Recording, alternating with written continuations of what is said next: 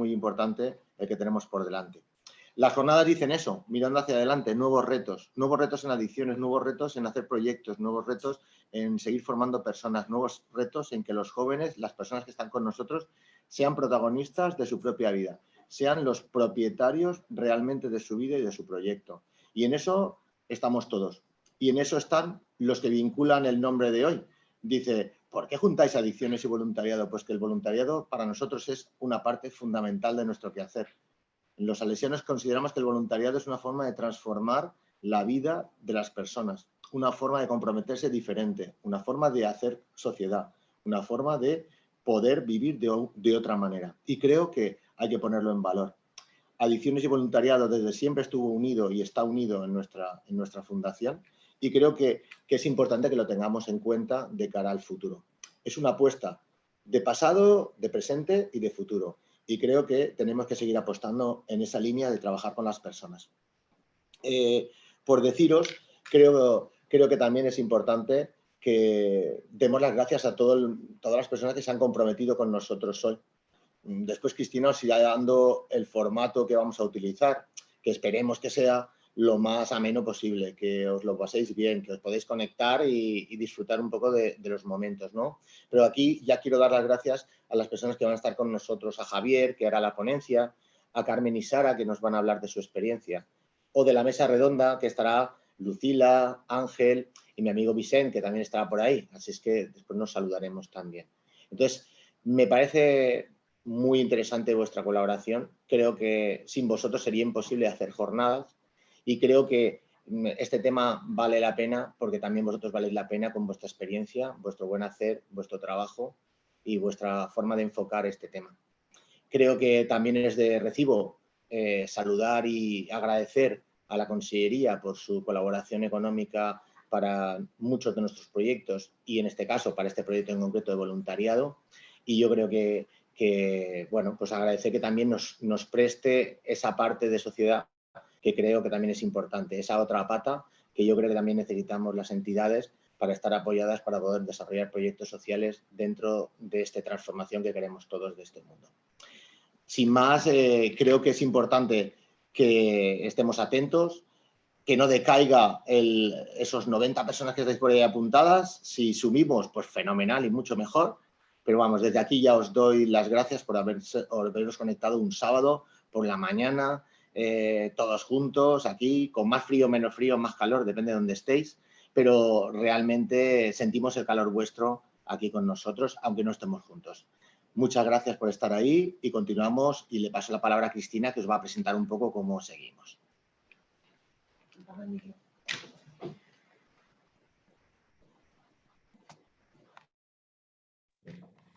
Muy bien, pues muchas gracias, Nacho, por tus palabras. Y ahora, antes de arrancar ya con la primera ponencia, también nos gustaría, pues después de esta presentación que nos ha hecho Nacho, que conocierais un poquito más de cerca quiénes somos, FISAT, y a qué nos dedicamos, porque pues aunque uno de los tipos de proyectos que tenemos, uno de los proyectos es Grupo Martes, como decíamos, que trabajamos en el ámbito de las adicciones, a lo que nos dedicamos es a intentar llegar a la juventud de forma integral, ¿no? Y a toda la juventud que está en situación de riesgo de exclusión de la mejor forma posible y en todos los ámbitos que podamos, pues desde proyectos residenciales, socioeducativos, inserción sociolaboral. Y creo que es importante pues que antes de arrancar con esta jornada, pues que también las personas que estáis en casa pues sepáis a quiénes estáis escuchando, quién es esa gente de FISAT y a qué se dedica, pues para que también sepáis que estamos a vuestra disposición para cualquier cosa que en un futuro pudiera surgir. Además, bueno, pues en redes podéis seguirnos, en Fundación FISAT, tanto en Instagram como en Twitter, como en Facebook, LinkedIn, pues para ir también teniendo un poco de seguimiento tanto de la jornada de hoy como de otras actividades que hacemos y del día a día de nuestros proyectos. Voy a dejaros con el vídeo de presentación de la fundación y después de eso sí, arrancamos. Y por lo que decía Nacho de que éramos 90, estamos ya en los 100. Estamos ya en las 100 personas conectadas, que de verdad que para nosotros es una gran alegría y más de buena mañana un sábado. Vamos con el vídeo.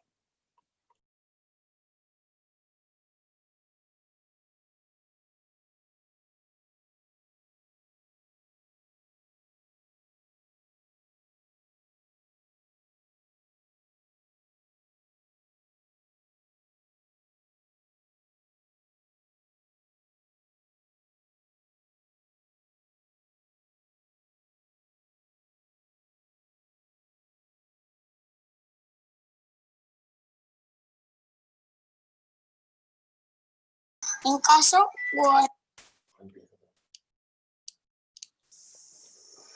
Me gusta venir al centro por las tardes. Tengo muchos amigos a que jugamos y merendamos y hacemos deberes. Los educadores me ayudan con las tareas para que vaya mejor en el colegio. Luego hacemos algún taller o deportes. Hoy toca taller de cocina. Se preocupan por mí. A veces tengo días malos en casa o en el cole. Siempre me preguntan cómo estoy y qué tal me ha ido. Este es mi hogar. A veces me pregunto qué sería vivir con mis padres. Aquí somos una gran familia. Discutimos, nos enfadamos, pero nos queremos. Siento que se preocupan por mí y por mi futuro. Voy al colegio. Hacemos cosas juntos los fines de semana. Colaboro con las tareas de la casa. Eso no me gusta tanto, pero tengo que aprender porque cuando cumpla 18 años tendré que dejar esta casa y hacer las cosas por mí mismo. No sé qué pasará entonces, pero estoy segura que continuarán ayudándome. Ahora tengo lo que necesito. Me quedé descolgada de los estudios. Ahora no tengo formación ni experiencia y no encuentro trabajo. Me llevo a sentir bastante perdida. En la fundación me están ayudando a buscar mi sitio. Estoy aprendiendo a creer en mí, en mis posibilidades. Voy a volver a estudiar para tener una profesión. No estoy sola en este proceso. Me siento acompañada y respaldada. Sé que puedo lograrlo. Más para quien tiene menos. Más para quien tiene menos. Más para quien tiene menos. La Fundación Ángel Tomás trabaja con los menores y los jóvenes más vulnerables de nuestra sociedad. Donde nacemos, nuestras circunstancias familiares, el entorno que nos rodea, nos condiciona y nos sitúa en un punto de partida distinto al de otras personas, en su caso, muy por detrás. No queremos que sus circunstancias marquen el resto de sus vidas. Por ello trabajamos para que estén plenamente integrados en la sociedad y que ninguna de sus carencias presentes sea un lastre para su futuro. Creemos en las personas, especialmente en los jóvenes. Sabemos que a través de la prevención, de la educación y de su desarrollo personal se logra derribar barreras. Confiamos en que se conviertan en los verdaderos protagonistas de su historia.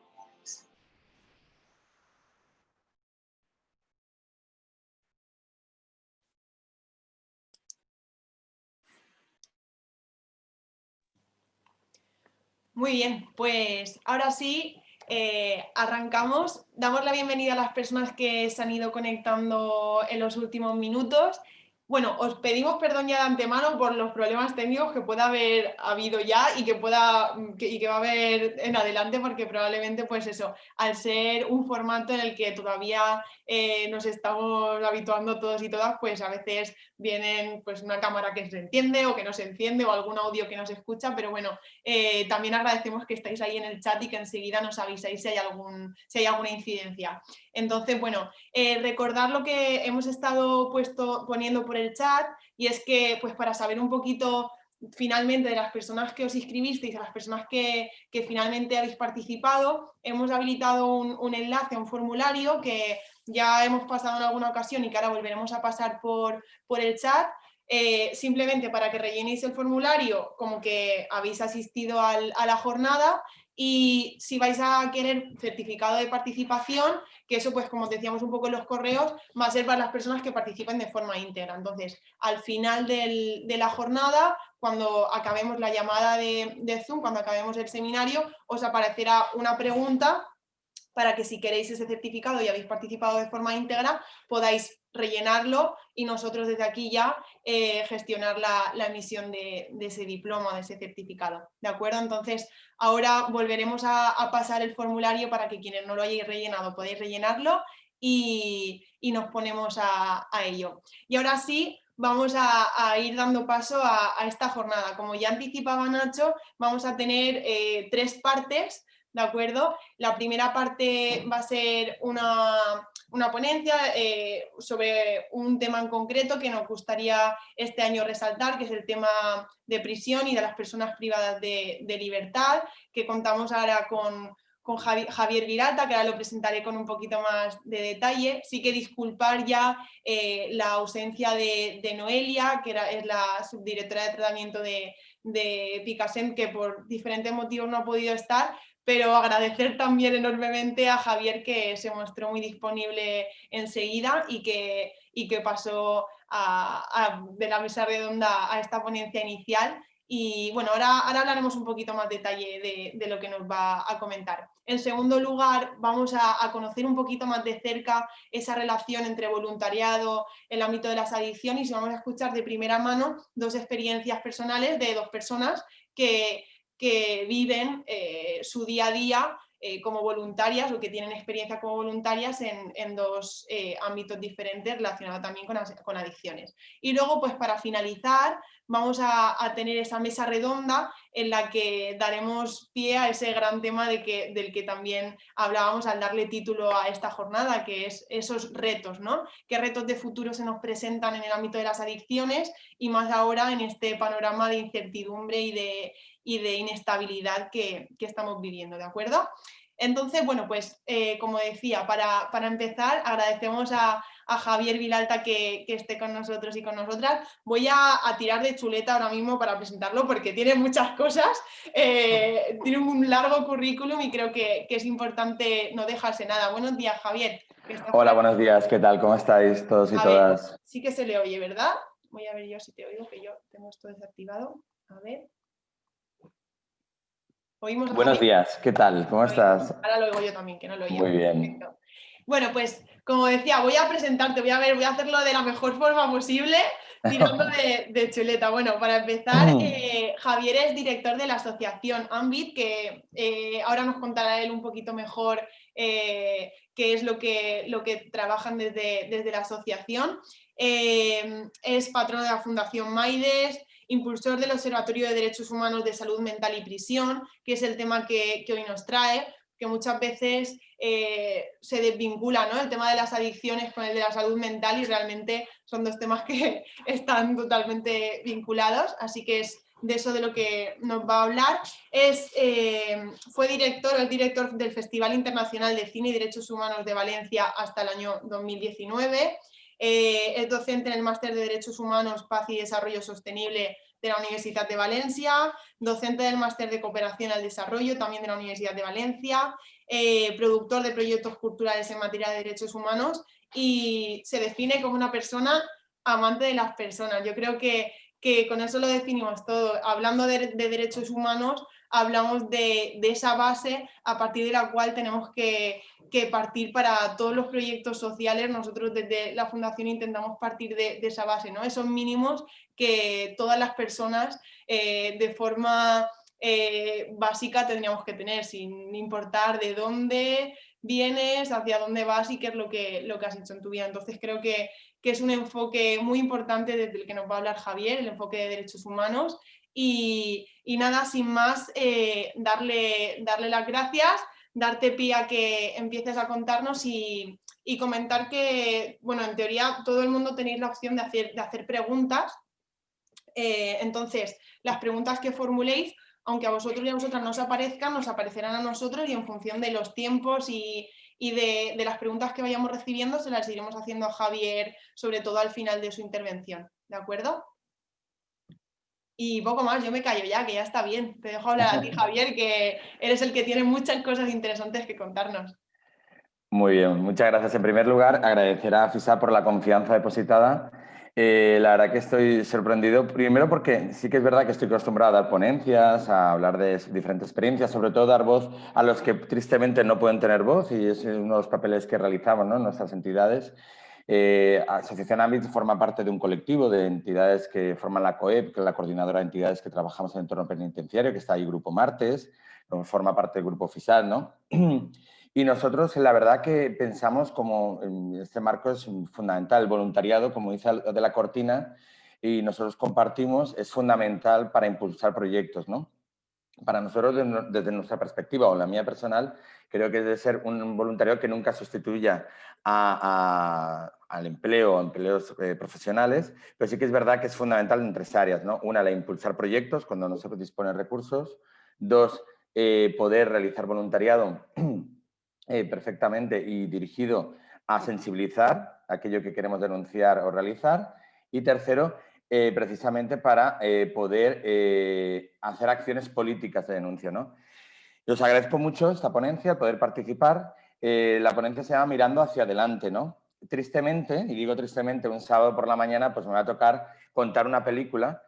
Como decíais, yo he dirigido muchos años un festival de cine y voy a contar una pequeña película de terror, ¿no? Yo creo que de la realidad que viven las personas internas, las personas con patología dual, que explicaremos a continuación qué consiste la patología dual.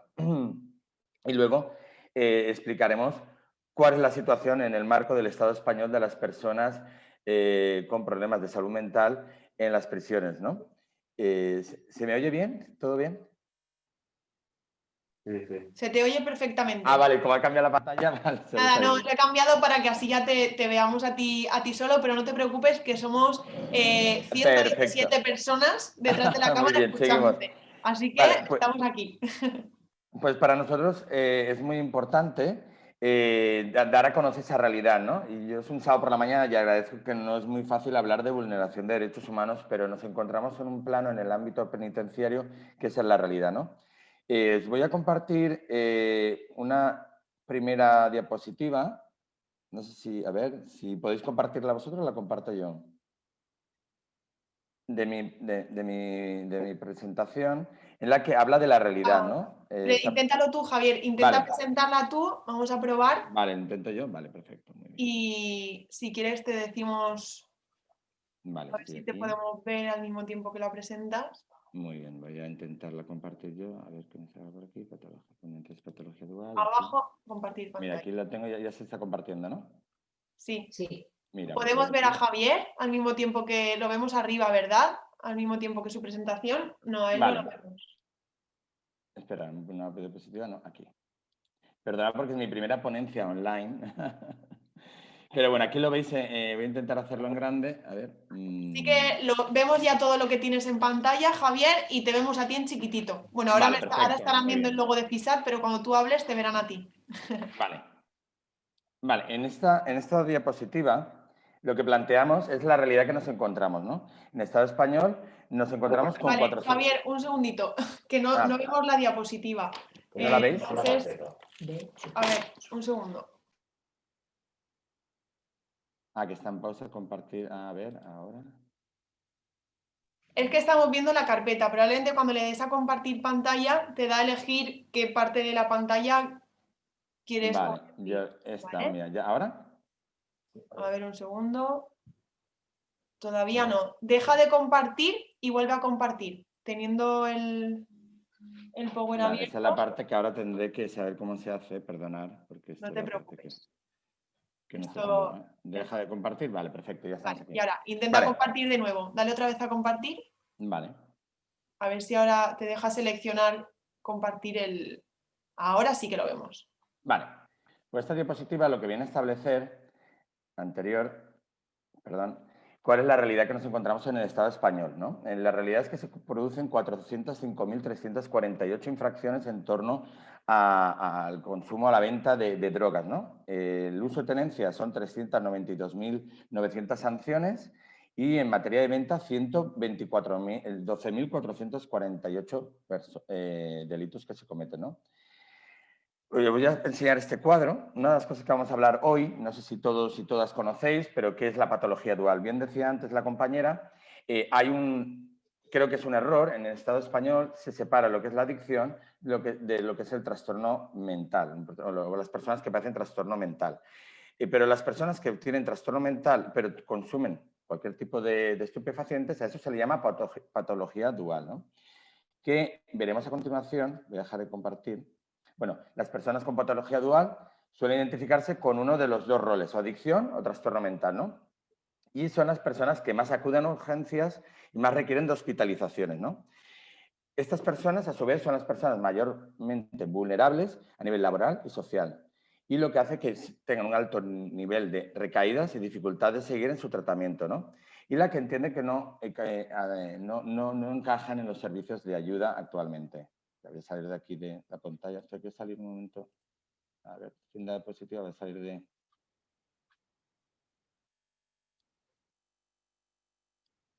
A ver. ¿Me oís? Sí, te oímos, te oímos. Vale. Entonces, Y ahora vemos las diapositivas, pero no en presentación grande, sino... No, es que claro, tengo aquí un pequeño problema. Estoy intentando ahora salir... Mira, dejar de compartir ahora. Claro. Espera que tengo un pequeño problema con... Bueno, lo que quería comentar mientras se arregla ese problema es que nos encontramos con una gran mayoría de personas que tienen que acceder que acceden a la prisión. Nos encontramos con... espera, no sé por qué ahora no puedo acceder a donde estoy. Perdona un segundo.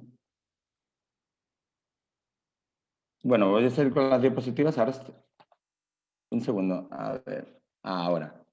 Seminario ya está. Acepta. Bueno, voy a seguir con la ponencia sin diapositivas, que va a ser mejor. Bueno, nos encontramos una realidad que no es otra más que en las prisiones hay un grado de personas judicializadas con patología dual. ¿Qué es estas personas? ¿Qué son? Pues nos encontramos con un sistema fuera de prisión, de salud mental, que las personas, cuando tienen muchas personas que pertenecen a colectivos vulnerables o pertenecen a entornos familiares más vulnerables, pues acuden a las adicciones para poder paliar el efecto de la enfermedad, ¿no? Nos encontramos que en el Estado español más de un 40% de las personas que están dentro de la prisión tienen trastorno mental grave. ¿Por qué sucede esto? Esto sucede porque hay un fracaso en la filosofía de reinserción de las prisiones, hay un fracaso en la sociedad como elemento o integrador en materia de inclusión social, y hay un fracaso en la percepción de la salud mental en nuestra sociedad. ¿Por qué? Porque no existen los recursos adecuados para tratar a estas personas.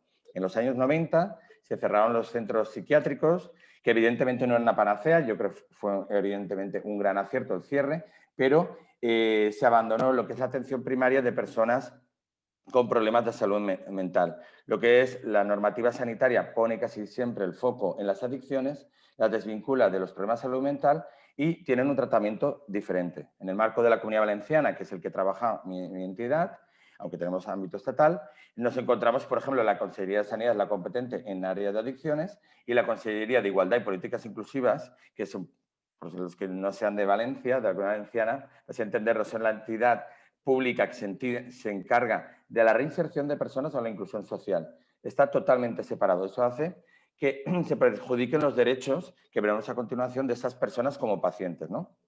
Creemos que hay que iniciar unas líneas de actuación en materia de inclusión social, salud mental, sensibilización social, prevención y especial hincapié en un sector de la población que es el 7% de la población penitenciaria, que son el de las mujeres, que hasta hace unos años eran las grandes olvidadas en el entorno penitenciario. ¿Cuál es la realidad en el entorno de la sanidad penitenciaria? Pues nos encontramos con una vulneración de una serie de preceptos. El principal, para quien no lo sepa, ahora viene una renovación, una revisión de algunos derechos por parte de nuestros políticos y de la sociedad en general.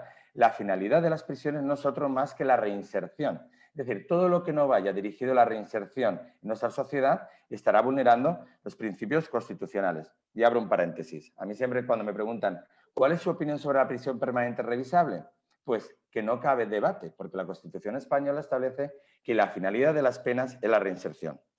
¿Cuál es la realidad que nos encontramos? Que la falta de medios humanos, la falta de recursos económicos y la falta de recursos sanitarios establece que las prisiones tengan que acudir al tercer sector, que son el tercer sector son las entidades sociales, que en la que formamos parte, pues FISAT, el Grupo Martes y todas las entidades que luego van a participar en las diferentes mesas.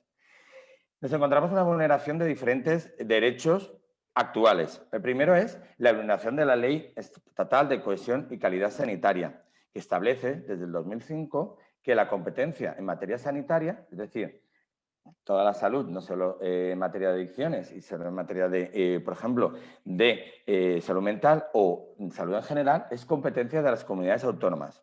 Correcto. Nos encontramos con una vulneración del derecho penitenciario. Como veremos a continuación, quiero compartir un vídeo de dos fiscales, Fernando Santos Urbaneja y del fiscal de Alicante, en el que establece que realmente no se está aplicando el derecho penitenciario y se está conculcando los derechos de muchas personas. Antes hablaba el gerente de FISAT, los derechos del paciente o los derechos de las personas. Pues justamente otro de los derechos que se vulneran, y voy a hablar a lo largo de la ponencia, es la autonomía del paciente y la custodia, por ejemplo, de historiales clínicos de las personas que están dentro de prisión. Y como decía antes, se vulnera también la Constitución española, fundamentalmente en el artículo 15 y el artículo 43. El artículo 15 hace especial hincapié a que todas las personas tienen derecho a la vida, a la integridad física, a no ser sometidos a tratos inhumanos o degradantes.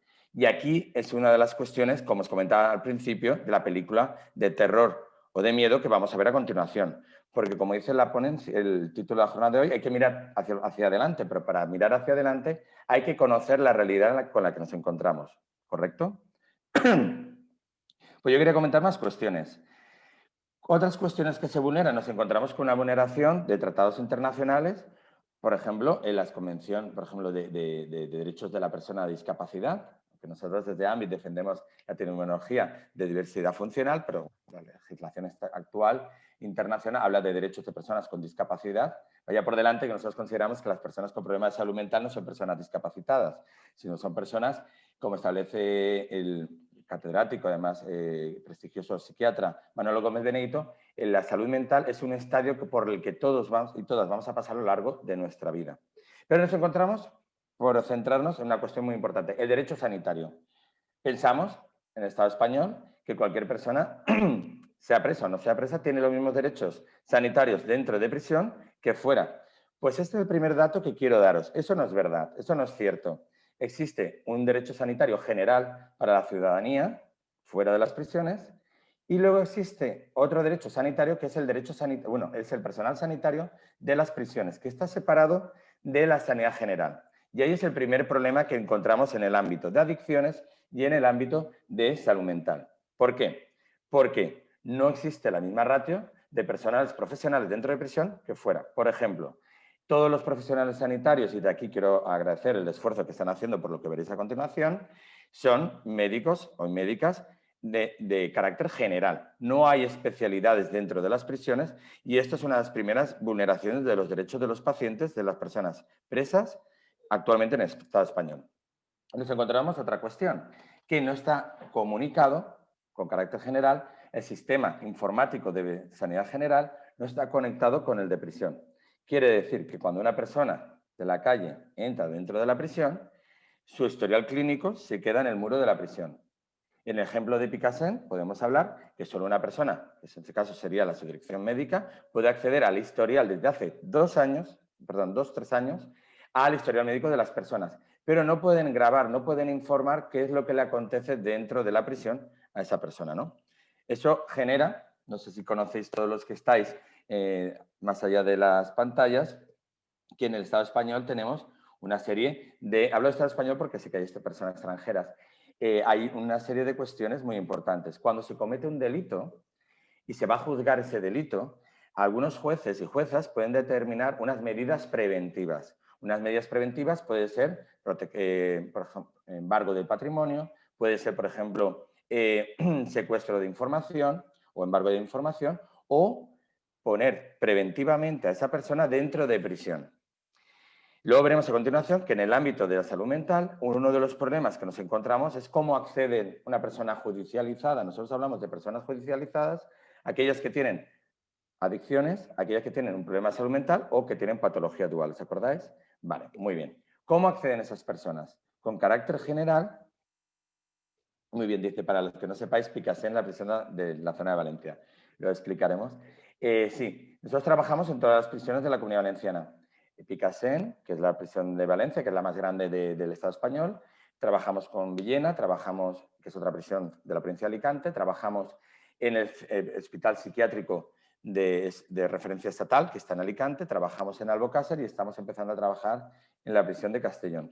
Pero bueno, ¿qué es lo que sucede? Lo que sucede es que una persona con problemas de salud mental que ha acudido a su médico o no ha acudido fuera, puede ser que tenga un brote psicótico o puede ser una situación dentro del domicilio con su familia, tenga una situación de estrés, una situación de enfermedad, de un pico, de un brote, y la familia, por lo que sea, llama a la policía para contener esa situación. Lo que pasa en este caso, lo que debería suceder si se siguieran los protocolos existentes, de ahí la importancia de la formación como hoy, es que estas personas deberían ser derivadas a la unidad de agudos del hospital psiquiátrico correspondiente. ¿Qué sucede? Que la gran mayoría de estas personas se les trata como violencia doméstica dentro del ámbito del hogar. Es decir, se ha producido una rotura de un cristal, de una puerta, un empujón a un familiar, pues se llama la policía. La policía tiene un protocolo que debería activar directamente y detectar que esa persona es una persona con problemas de salud mental o con patología dual y derivarlo al hospital. ¿Qué sucede en la mayoría de los casos? En la mayoría de los casos esas personas van dirigidas son detenidas, van a un calabozo y en el Estado español desde hace unos años hay unos juicios rápidos que en principio se establecen para agilizar la justicia y teóricamente se garantizan los derechos de las personas detenidas, en la que la persona, sin valorar más cuestiones, si reconoce los hechos, se le pone una pequeña condena y no va a prisión. Entonces es como agilizar el procedimiento judicial. ¿Qué es lo que sucede en este caso? En este caso lo que sucede es que esa persona ya tiene un antecedente penal. Entonces, si vuelve a suceder otro acontecimiento característico de las mismas características, acudirá o será incluido dentro de prisión. Vale, ¿cuál es el problema de todo esto? Las razones de todo esto. Las razones de todo esto no es otra más que la falta de sensibilidad de la sociedad en general, del Poder Legislativo, del Poder Ejecutivo que no hace cumplir la normativa vigente aprobada y del Poder Judicial, que no está formado y tiene una conciencia, si me lo permitís, que las personas pobres y más vulnerables donde mejor están es en la prisión. Permitirme, que sea así de claro, pero es la realidad. No puedo hablar más que de la realidad para poder cambiar esa realidad, ¿no? Otra cuestión muy importante son los medios de comunicación. Los medios de comunicación tratan a las personas con adicciones, que hay que recordar que son personas enfermas, y a las personas con trastorno mental grave, que son personas que padecen una enfermedad a la vez. Cuando se produce un delito, por ejemplo, un parricidio, se produce un infanticidio, una cuestión que son los casos mínimos en el Estado español, que será un 0,01, lo veremos datos actuales, bueno, actuales no, los últimos datos que tenemos actualizados por parte de la ROSEP, que es una organización que representa a todas las entidades que trabajan en el Estado español en el ámbito penitenciario, pues lo tratan de una manera muy morbosa, muy escabrosa, y luego veremos cómo eso ayuda totalmente a la imagen del estigma. El estigma que existe en la sociedad hacia las personas con problemas de salud mental o patología dual. ¿Cuáles son las consecuencias de todo esto? La primera, el sufrimiento. El sufrimiento de las personas que no están recibiendo el tratamiento adecuado fuera de la prisión. Y si entran dentro de prisión, el sufrimiento y el dolor y el trauma que le va a producir a esta persona entrar dentro de prisión, como veremos a continuación, con unas condiciones que no son adecuadas. Hay algunas personas que ahora nos hemos encontrado con una gran alianza que parece lo contrario, que es en las instituciones penitenciarias, el sector de tratamiento o médico, pues están viviendo situaciones muy extremas, ¿no?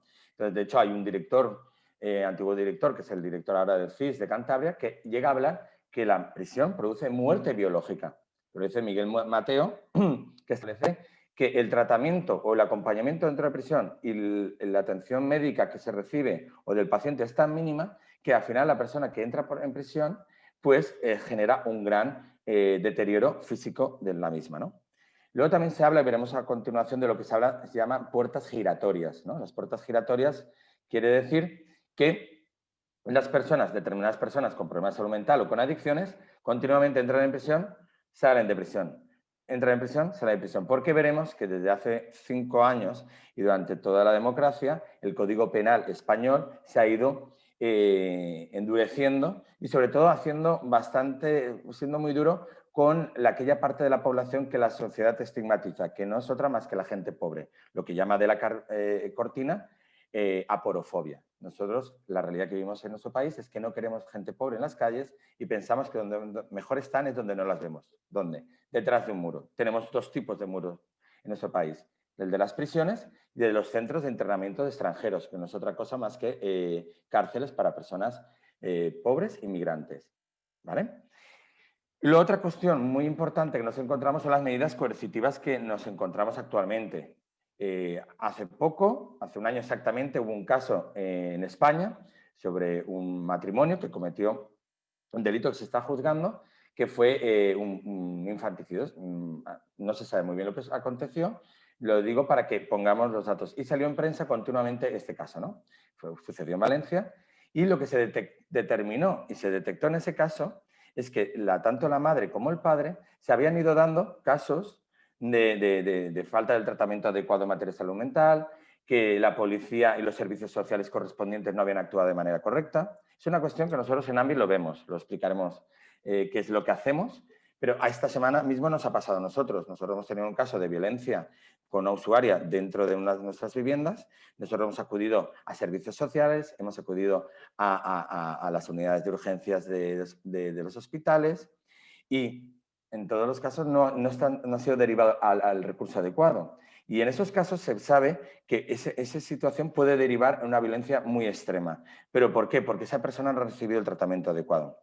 Como os decía antes, todo esto es una vulneración del artículo 15 de la Constitución española, que todos tenemos derecho a la vida, a no ser sometidos a tratos inhumanos o degradantes, que es lo que quiero comentar, que es la realidad que nos encontramos. ¿Dónde es que consideramos y pondremos como ejemplo dónde se dan tratos de degradantes? Pues en las unidades de agudos de los hospitales, en las unidades psiquiátricas, porque no hay recursos humanos adecuados, porque se recurre demasiado a las contenciones mecánicas y por lo tanto, para los que no saben lo que es una contención mecánica, es que cuando te ingresan y hay una situación de estrés muy aguda, pues a esas personas se les ata mecánicamente a una camilla, se les pone unas correas y se les inyecta una medicación para calmarlas. Eso genera un trauma y lo que hace que muchas personas que tienen problemas de salud mental no quieran ir al médico porque saben que mayoritariamente, a gran mayoría, el 80% de las personas con problemas de salud mental ha pasado por esta situación. Nosotros, entidades como la nuestra o otras del sector que trabajamos la salud mental, nosotros existimos desde hace 28 años, nunca hemos tenido que hacer una acción coercitiva o de reducción. ¿Por qué? Porque tenemos el suficiente personal profesional y voluntario para que esto no suceda. ¿Dónde sucede también esto? En las prisiones. ¿Por qué? Por la falta de médicos, de docentes y de facultativos y la falta de medios. Simplemente un dato os adelanto para que veáis esto. Estos son datos oficiales. Yo al final de la ponencia os pasaré informes que existen al respecto, pero actualmente en las prisiones españolas el 40%, y eso os adelanto sobre qué va la ponencia, tienen trastorno mental grave. El 40% de las personas que están dentro de prisión. Este dato genera mucha controversia porque desde instituciones penitenciarias preguntaban de dónde procedía este dato. Solo les decíamos que ese dato procede precisamente de la propia prisión. Y si vamos a datos, a personas que reciben tratamiento psiquiátrico dentro de prisión, estamos hablando ya de un 65% de las personas internas. Y en esos datos se omite lo que es la gran vulneración de derechos de paciente en el Estado español, son las personas con trastorno límite de la personalidad.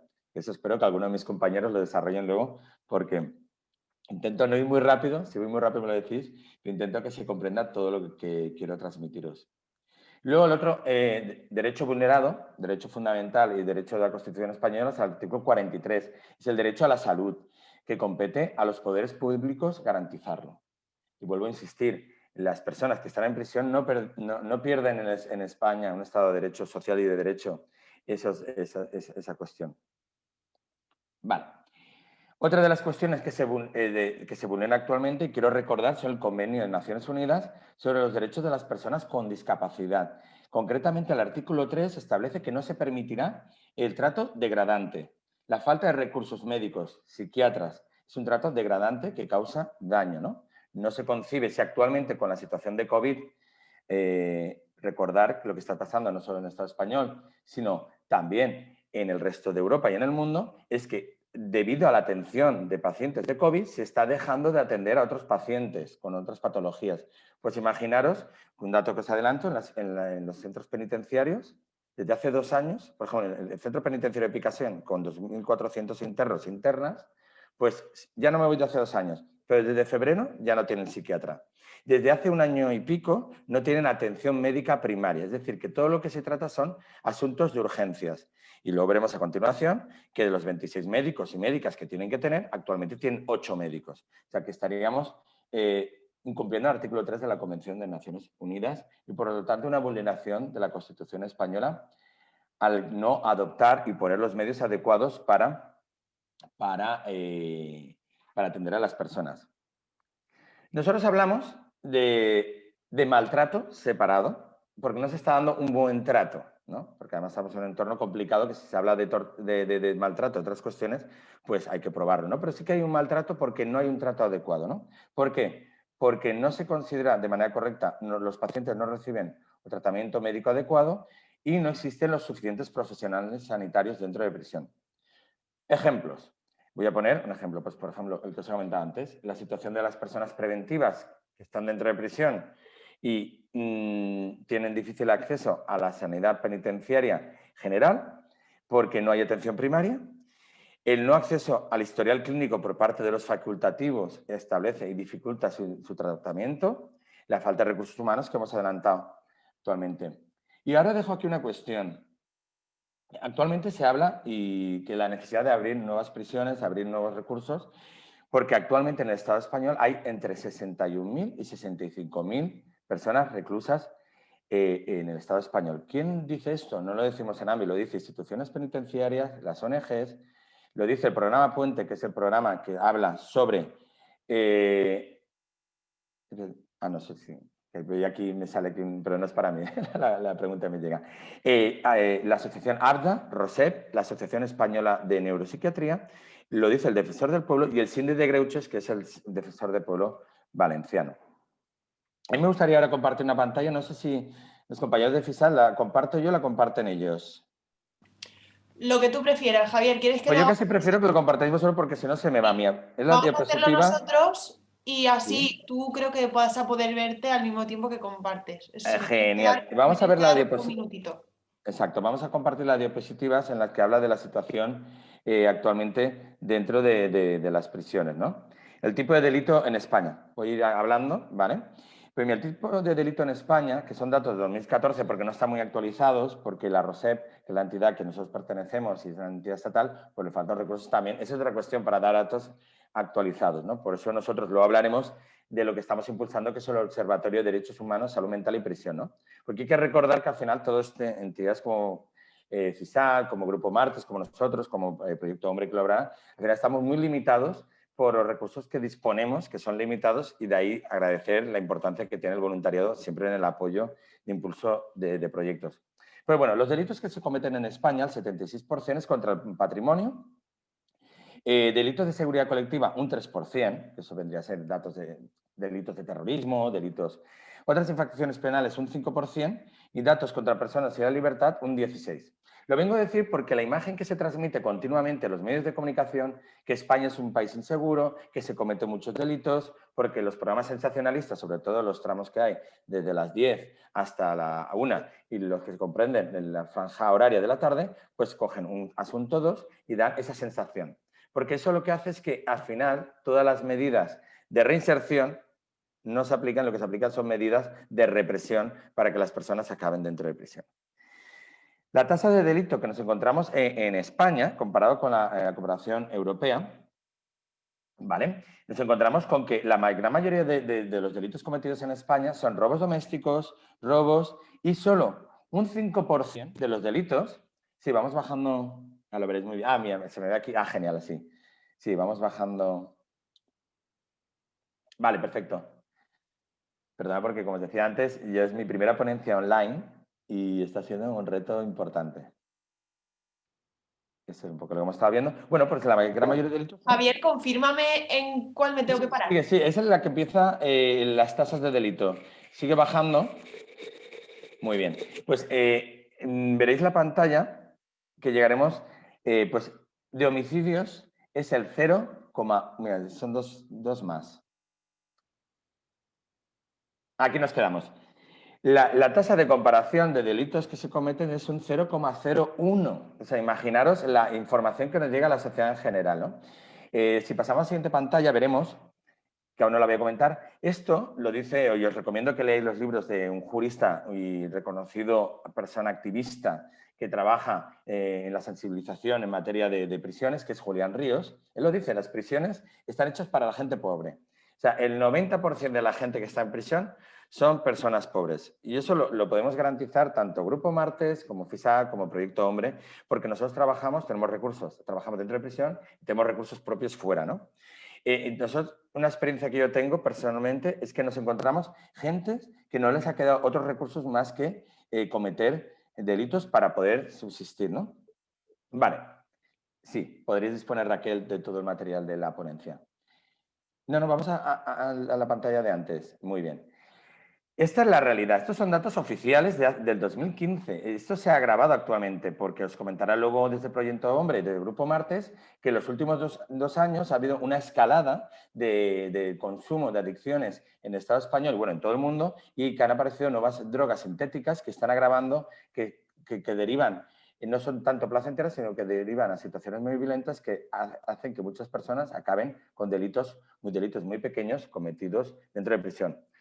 Hay un dato que lo voy a decir aquí porque estamos en confianza, somos 119 personas, pero mira, al preparar esta ponencia, y lo veremos a continuación, me impactó mucho el número de personas que hay dentro de las prisiones en la etapa democrática y la etapa predemocrática. En la etapa predemocrática había un 25% de las personas que hay ahora en prisión. Estamos hablando de los años 60-70. Y actualmente las prisiones, aparte de no estar ubicadas en los centros urbanos, por lo tanto están alejadas, hemos aumentado un 75% el número de personas presas en la sociedad española. ¿Eso qué responde? El endurecimiento de las penas en el Estado español, en la sustitución de lo que eran sanciones administrativas, de lo que eran faltas por delitos, están haciendo que cualquier delito, por pequeño que sea, una persona sin recursos va a acabar dentro de prisión. Y aquí me parece muy importante que veáis este cuadro, que está la tasa de patología, dice, tasa de patología mental o adictivo en prisión. Esto es de hace 5 años, estos datos. El 49,6%, la tasa de prevalencia. Tasa de patología mental en la prisión habla de un 25%, actualmente ya estamos hablando de un 40%, y tasa de patología mental y adictiva en prisión habla de un 12%, pero actualmente, según la situación, se ha disparado.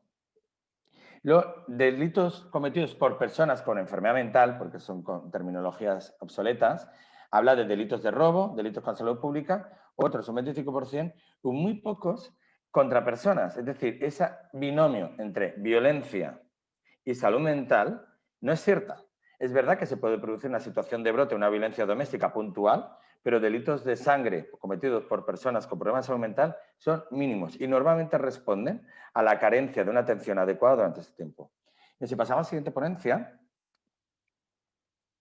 aquí lo que se establece es que además España, y con esto quería aclarar, España es el país de la Unión Europea en la cola, el tercero, que menos delitos comete. De los delitos que comete, si pasamos a la siguiente ponencia, veremos que establece veremos que la tasa de homicidios estamos en un 0,69 de respecto al resto de Europa. O sea, después de Luxemburgo y Francia, somos el país que menos delitos de homicidios se cometen. En cambio, somos el país de la Unión Europea que mayor población penitenciaria tenemos dentro de las prisiones. Si queréis, mira, podemos pasar a 3 diapositivas más adelante. En la anterior diapositiva se veía lo que os decía, el crecimiento se veía cómo en 1987 habían menos de unos 25.000 personas presas y actualmente pues vamos a picos, ahora estamos en torno a los 60.000. Eso quiere decir, no responde a una realidad delictiva, porque el Estado español es el que menos delitos se comete en la Unión Europea, pero es que es verdad que tenemos estigmatizada y tipificada la pobreza. No se dice implícitamente, pero nuestro sistema... Si pasamos a la siguiente diapositiva, nos encontramos una cuestión súper grave. Es decir, que lo que venía a comentar lo que decía al principio sobre la vulneración del principio de reinserción de las prisiones. El tiempo promedio de la condena en España es un 18% más que el resto de delitos en la Unión Europea. Si hemos dicho que somos en unos países que menos gravedad de los delitos que se cometen y el resto de la media europea es un 7%, ¿qué sucede? Sucede que nuestro legislador, sea la tendencia que sea, hay que ser sinceros, cada año, cada vez, el Código Penal se va reformando para establecer que las personas que tienen algún problema de adicciones, las personas migrantes sin papeles, sin recursos, van a los CIES, que esta semana justo la Unión Europea ha dicho, oiga, que usted con una persona porque no tenga papeles no puede ir a un centro de internamiento de extranjeros. Por si no lo sabéis, Centro de Internamiento de Extranjeros, que trabaja una ONG muy bien, como el Servicio Jesuita Migrante, son cárceles para personas que no tienen papeles, no han cometido ningún delito. Son personas que el Estado español decide que tienen que ser expulsadas. Según el Estado español, la política actual, que cualquier persona sin papeles debe ser deportada a su país. ¿Qué es lo que sucede? Que esas personas temporalmente se ponen dentro de esos centros, en las que tampoco, ahí la situación de las prisiones es mucho mejor, pero sí óptima, porque ahí no hay una transparencia, no hay un tratamiento adecuado, médico adecuado, las condiciones de los centros de CIES no son los mismos que las prisiones. Yo no sé si alguien podemos discutir luego, pero esa es una realidad obvia y os invito a que veáis el informe anual del Servicio Jesuita Migrante porque es una vergüenza que nos encontramos en nuestro país. Seguimos avanzando. La siguiente diapositiva viene a decir algo que obvia y es muy grave. Y lo digo sonriendo porque es que cuando los políticos dicen no, vamos a defender primero a las personas, vamos a proteger a las personas, si no necesitamos más leyes, solo necesitamos que se apliquen las actuales. La ley 16/2003 establece, que es la Ley de Servicios Sanitarios Dependientes y de Instituciones Penitenciarias, establece claramente, perdón, de cohesión y calidad, el Sistema Nacional de Salud establece que a partir, porque establece desde la Ley de 2003 a 18 meses de transición para aplicarla, que desde 2005 la competencia en materia sanitaria es de las comunidades autónomas. ¿Qué sucede? Y aquí viene el gran problema que nos encontramos. Que el Estado, siendo su obligación actual, porque no han sido cedidas las competencias, tiene que ejecutar y atender a las personas, hace dejación de sus funciones, pero mientras las comunidades autónomas, excepto la de Navarra, el País Vasco y Cataluña, que sí que han cogido esas competencias, y Navarra está a punto de ello, miran para otro lado. Entonces dicen, esto no es competencia mía, sí que es competencia porque la ley dice que es competencia tuya. Lo que pasa es que la discusión está en quién paga esto. Pero mientras, quien lo está pagando es, lo que decíamos antes, la muerte biológica, la falta de un tratamiento adecuado para las personas, la falta de facultativos y facultativas, son médicos y médicas, perdonad, porque no sé el perfil de toda la gente que está al otro lado de la cámara, ¿vale? Y los juristas tenemos eso, que al final acabamos hablando de terminologías un poco rolleras.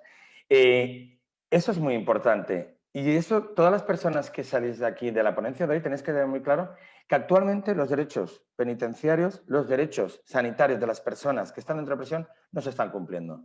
Y eso hay que denunciarlo, porque además, de aquí a 2 años se va a dar la curiosidad que no van a haber casi médicos y médicas dentro de las prisiones, por otro dato muy importante. Porque un médico que está dentro o médica que está dentro de la prisión cobra un 25% menos que un médico que está en la sanidad pública fuera de las prisiones. Esa es la realidad que nos encontramos actualmente y es, como diría que la madre del cordero. En la siguiente pantalla, yo intento no hacer mucha publicidad porque aunque esté el logo ahí de AMBI me sabe muy mal, pero aquí os voy a pasar porque nosotros hicimos una formación con instituciones penitenciarias, nuestra entidad es la responsable cada año de formar en patología dual a los directores, directoras, subdirectores y subdirectores médicos de las prisiones. Y aquí, en este apartado, asociación.org/formación AMBIT, están los vídeos, que luego compartiré al final, de vídeos realizados en la que me atrevería a decir que a nivel nacional los mayores referentes en materia de... mira, es que me dice Rey, bueno, me envió un mensaje, no hagamos... ahí aparecen los vídeos en los que establecen, están en abierto y vamos a poner a partir de la semana que viene otros en abierto, 3 documentales en la que jueces, fiscales, médicos, ONGs que trabajan dentro de la prisión dicen, esto no puede ser. Esto es una vulneración de derechos humanos, de derechos constitucionales y además ponen las soluciones. Hablan de las puertas giratorias que ahora iremos continuando. Por lo tanto, si seguimos a la siguiente pantalla, la solución, como decíamos, era que se haga la transferencia de competencias, que se atienda correctamente y dignamente a las personas con problemas de salud mental, no dentro de la prisión, fuera de la prisión. Aquí está el gran problema. Y os voy a dar un dato que es muy importante. Actualmente, en procedimientos judiciales, con un juez o una jueza que necesitan formación en la materia, pero ya están bastante sensibilizados, dictan una sentencia en la que dicen que la persona que es inimputable porque tiene problemas de salud mental, y dice, la condena pone que vaya a un recurso adecuado. No dice que vaya a un recurso penitenciario. Lo que dice es que vaya un recurso adecuado. ¿Cuál es la realidad que nos encontramos, por ejemplo, en la Comunidad Valenciana? Pues que no hay recursos adecuados porque todas las residencias, CEMS, centros de atención a personas de día para personas con problemas de salud mental, viviendas tuteladas, está saturado. Y luego porque hay otra cuestión, y esto lo quiero decir bien claro, nosotros explicaremos un poco qué es lo que hacemos en AMBIT. Tenemos un albergue para personas para reinserción, tenemos 3 viviendas tuteladas, pero nadie quiere acoger a personas con problemas de salud mental y adicciones. Yo siempre animo a que las administraciones públicas abran recursos públicos, que no seamos las ONGs los que tengamos que abrir recursos, porque eso hace que estas personas no puedan acceder a su atención adecuada. ¿Dónde acuden esas personas? Pues esas personas son internadas en las prisiones, con una falta de atención. Por lo tanto, se vulnera un principio que para nosotros es fundamental en materia de salud mental, que es la recuperación, ¿vale? ¿Cuáles son las consecuencias de todo esto? Siguiente pantalla, vamos a ver. Aquí entramos en materia, por eso decía, la película de terror tiene solución para mirar al futuro y agradezco a los compañeros de FISAT. Pues las consecuencias es una violencia institucional. ¿Y por qué digo violencia institucional? Si yo fuera de prisión, tengo un problema de salud mental o de adicciones o patología dual y no se me trata adecuadamente, y si yo cometo al final un pequeño delito o una violencia doméstica, al final, en vez de ir a un ingreso en agudos en un hospital, me llevan a la prisión, eso es violencia institucional. ¿Por qué? Porque hay una falta de medios, porque no hay una detección.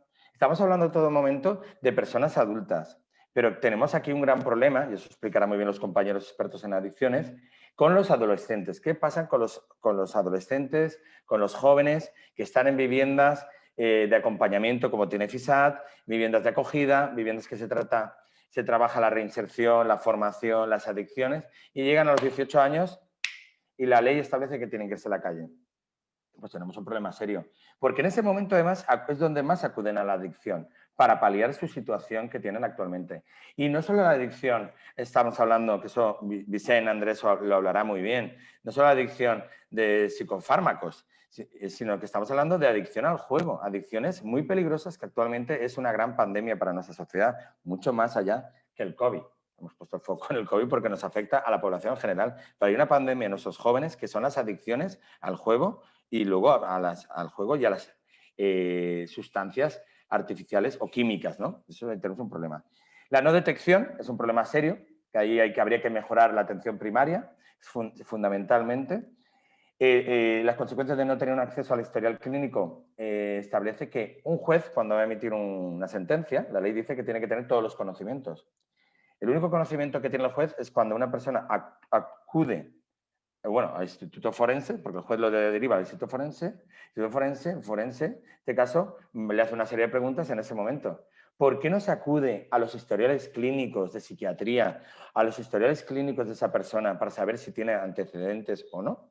El problema es que en los procedimientos judiciales españoles, en principio es el abogado o el fiscal quien tiene que determinar eso, pero como una saturación en nuestro sistema judicial, iba a decir un fast food, pero es como un fast away, una cosa así, bueno, juicios rápidos, como si fuera una fast food, como una cadena rápida, que es la que tendemos, pues no se detecta correctamente si una persona tiene adicciones o si tiene un problema de salud mental. Es más, y esto me duele mucho decirlo porque yo vengo del ámbito jurídico, pero está en el subconsciente de todo el sistema judicial, y esto hay que decirlo para que poco a poco pues vayamos tomando conciencia, en el acervo de que una persona pobre, una persona desgraciada, donde mejor está es en la prisión, al final que no moleste. Y ese es el tema que tenemos que trabajar. Por lo tanto, las soluciones, vamos a ir un poquito con soluciones, nos encontramos con la siguiente ponencia, en que las comunidades autónomas acojan las transferencias. Nosotros actualmente estamos coordinando, hacemos una función desde AMBIT de coordinar y tratar casos de toda la Comunidad Valenciana. Hacemos de mediación entre la Oficina Autonómica de Salud Mental de la Comunidad Valenciana, entre instituciones penitenciarias y la Consellería de Igualdad y Políticas Inclusivas. Una cuestión que estamos elaborando junto con el observatorio, que lo hablaremos, es cuantificar todo esto. Más o menos, una atención más o menos digna para empezar a trabajar, no hablar de vulneración de derechos humanos y derechos fundamentales para personas con problemas de salud mental o patología dual dentro de prisión, estaríamos hablando de un presupuesto aproximado de 1,5 millones de euros. Yo, como le decía el otro día a una política, le decía, es que el Ágora de Valencia, los que no son de Valencia, están haciendo un museo que solo la reforma cuesta 1,5 millones de euros. O sea, yo, que soy una persona que trabaja la cultura, porque pensamos que la cultura es un elemento transformador para la recuperación de personas, o sea, no es una cuestión económica, es una cuestión de sensibilidad. Que cada administración coja sus competencias y se mejore la atención especializada fuera de prisión. Y luego, muy importante, esto creo que hay que hacer hincapié. En las prisiones, lo que prima actualmente, todo lo que hemos estado viendo, es un régimen sancionador. Noelia, que es una pena que no hubiera estado en la ponencia que estoy impartiendo en su nombre, bueno, su nombre es mi nombre, pero sustituyéndola a ella, que es la subdirectora de tratamiento, bueno, era la subdirectora de tratamiento del Centro Penitenciario de Picassent. Ellos trabajan en el ámbito de la reinserción para que la persona reclusa reciba el tratamiento adecuado, pero ¿cuál es la realidad? Si hemos dicho que no hay médicos, que en los centros penitenciarios de la Comunidad Valenciana no hay psiquiatras, si hablamos con un 40% de trastorno mental grave y no hay psiquiatras para detectar, para analizar, para diagnosticar, para medicar, pues ya hablamos de lo que hablamos, de vulneración de derechos fundamentales. Y si una persona tiene un brote dentro de prisión, ¿qué sucede? Lo suyo es que fuera a la enfermería, fuera atendida de la manera adecuada. La realidad es que esas personas, y esto voy a abrir un paréntesis, el sistema penitenciario, cuando te condenan, por ejemplo, a 10 años, hay un primer grado, un segundo grado y un tercer grado. Primero y segundo grado, el primer grado es un régimen más restrictivo, más en la que las personas están en sus celdas, tienen menos salidas a los espacios comunitarios, por así decirlo. Segundo grado ya están en otros módulos en la que ya tienen más actividades, pueden trabajar, pueden hacer diferentes acciones, pueden participar del ocio.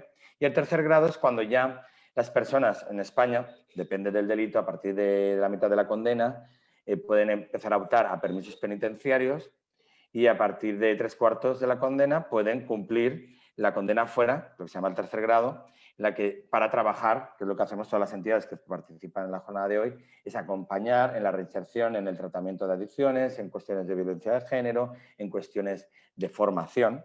Pensar en un chavalín, una chavalina que entra con 18 años, que ha cometido 5 o 6 delitos, se le ha acumulado el delito, de repente le queda una condena de 15, pues de los 18 hasta los 30 que puede llegar a salir, pues ha perdido toda su juventud y adolescencia. Esta persona cuando sale es analfabeta social, podríamos decir, porque no conoce las nuevas tecnologías, no conoce el entorno, su ciudad ha cambiado, su entorno, su familia. O sea, eso es lo que hacemos al final las ONGs que debería hacerlo la administración. Pues, ¿qué sucede? Cierro paréntesis, primer grado, segundo grado, tercer grado. Una persona que está en segundo grado en sus módulos de respeto o un módulo común o un módulo, por ejemplo, de adicciones, como hay en el Centro Penitenciario de Valencia, que lleva Proyecto Hombre, que en verdad ese módulo debería ser replicado en todos los módulos, desde aquí hay que dar la enhorabuena por el trabajazo que hacen en materia de adicciones, pero es una excepción. O sea, hay unas personas que reciben ese tratamiento cuando deberían recibirlo todos. Pues cuando una persona, por ejemplo, un trastorno límite de la personalidad, tiene una situación de brote de violencia, pues en vez de derivarlo a, normalmente ya está cambiando a enfermería, pues es devuelto a su grado original, por así decirlo. Entonces se le está castigando y eso genera mucho trauma dentro de la prisión. Pero bueno, siguiendo más adelante la siguiente ponencia.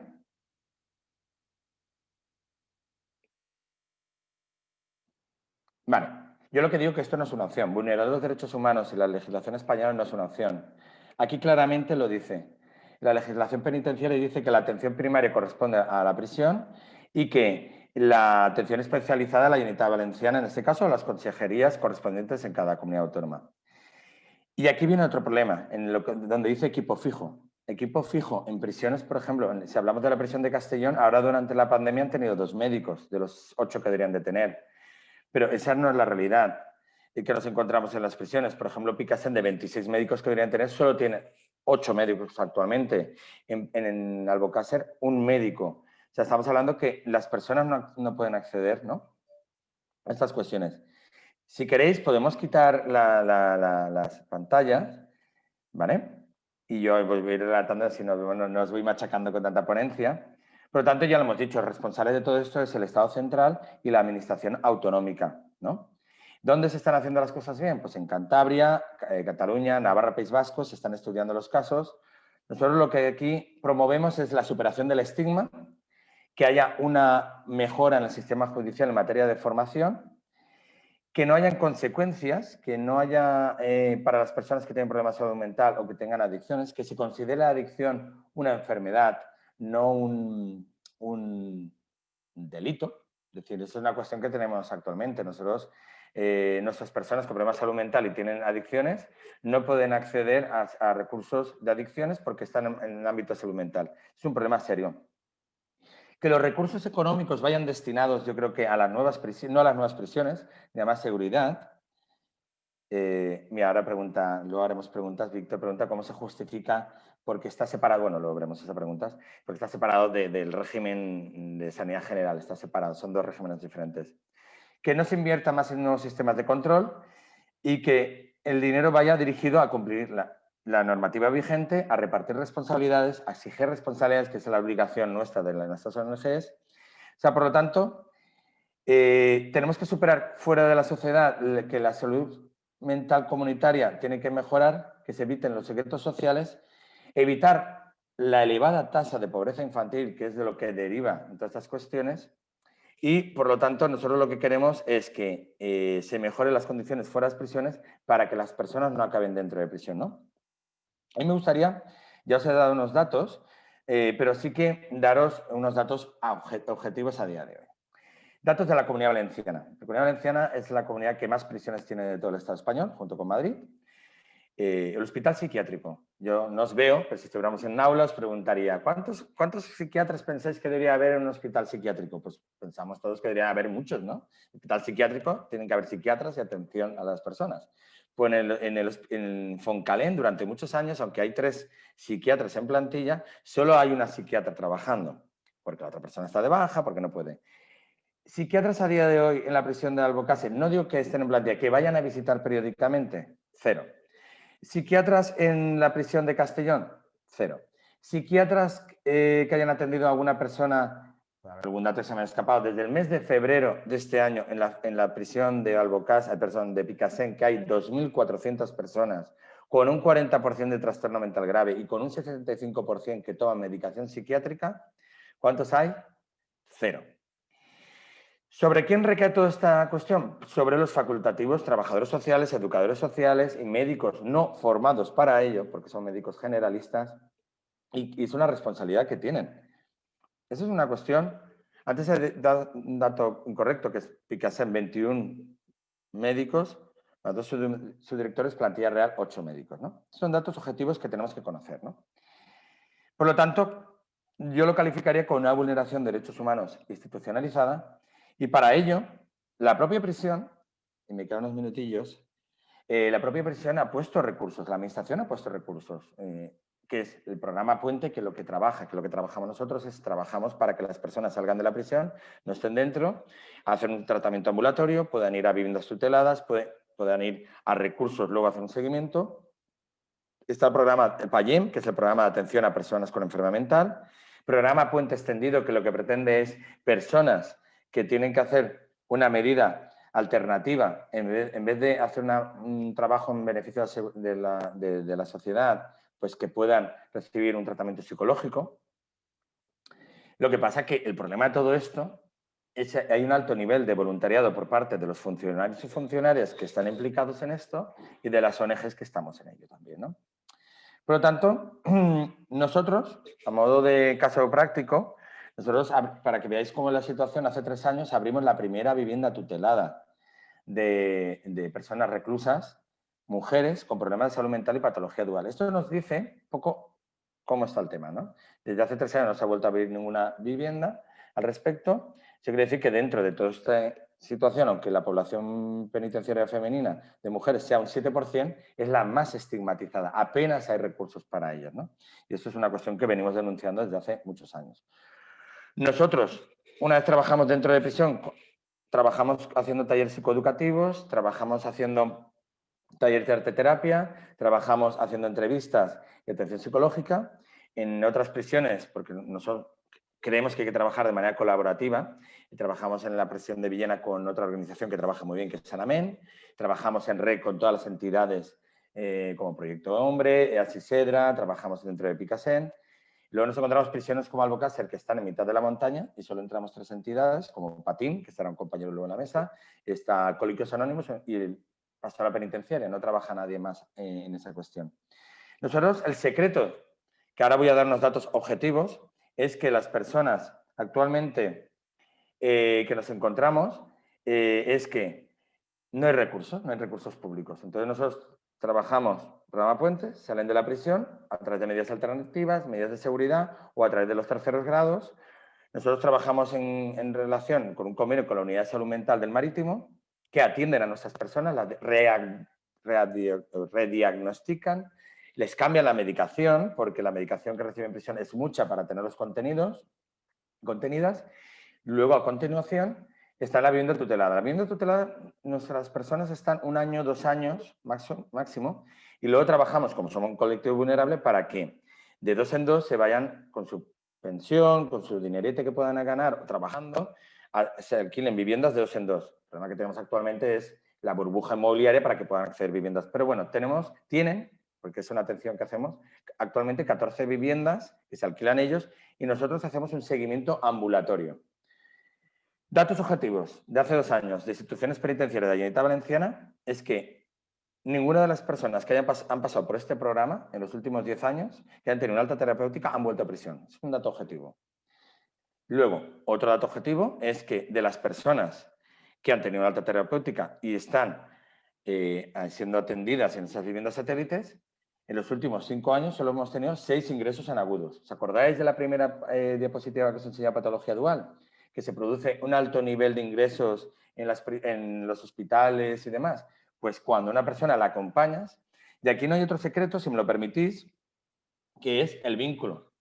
O sea, tú cuando a una persona la acompañas, le das el espacio, le das la oportunidad. Estamos hablando de personas que a lo largo de su vida siempre han recibido palos. No se les ha dado ninguna oportunidad porque vienen de entornos muy vulnerables, muy vulnerabilizados y cuando tú empiezas a darle una oportunidad, las cuestiones pues van funcionando mejor. ¿Dónde está el kit de la cuestión? Más que, para mi opinión y nuestra entidad, más que el problema de salud mental, están las adicciones. Las adicciones, hoy en día hay muy pocos recursos dignos para poder ser tratados. O sea, Proyecto Hombre, EASI-SEDRA, las UCAS hacen una gran labor, pero están sobredimensionados porque no tienen casi recursos. Y claro, yo creo que si invirtiéramos en formación, en educación y en que estas entidades tuvieran recursos, las cosas irían mucho mejor. O sea, nosotros por eso, ese es el modelo que trabajamos, fase A dentro de las prisiones, fase B en recursos propios, acogida e intervención en nuestros propios recursos, y fase C desde sus propios entornos. Y ya para acabar, porque les voy a mirar la hora, que no la han mirado. Ah, bueno, 1 minutillo o 2, si me permitís. Ya os he comentado el vínculo. ¿Cuáles son las soluciones a todo esto para el futuro? ¿Vale? Porque nosotros somos una entidad positiva, yo soy una persona positiva, hay que dar. Pues que debería haber una coordinación entre todas las administraciones, debería una gestión de casos entre la institución penitenciaria, entre la judicatura, entre la fiscalía, entre las ONGs y entre las consellerías, aumentar el número de recursos vivenciales. Claro, aquí el tercer sector es el que se encarga de esto, porque la patronal y el sector privado aquí no, ya os digo que no ven negocio, esa es otra cuestión. Es una cuestión, menos mal que somos 122. Vale, creo que trabajar por la recuperación, poner en el centro a la persona, verla como persona es fundamental. Sensibilizar a los profesionales de la justicia y su papel, que la justicia es sin justicia social no hay justicia. Promover las medidas alternativas a la condena en recursos adecuados, centros de días, acompañamientos, viviendas tuteladas, CEMS. Bueno, CEMS en la Comunidad Valenciana llevamos a mini residencias para ir a acompañar en un régimen abierto o cerrado, según la situación. Y pensamos que es el momento de la acción. Y por ello, si queréis conectar la diapositiva, y con esto acabo, os quería presentar, esas son las 3 penúltimas ponencias. ¿Se me oye lo de Fisar? Y de aquí, en las últimas 3 ponencias, cuando hacéis eso, salgo de... No sé si me veis.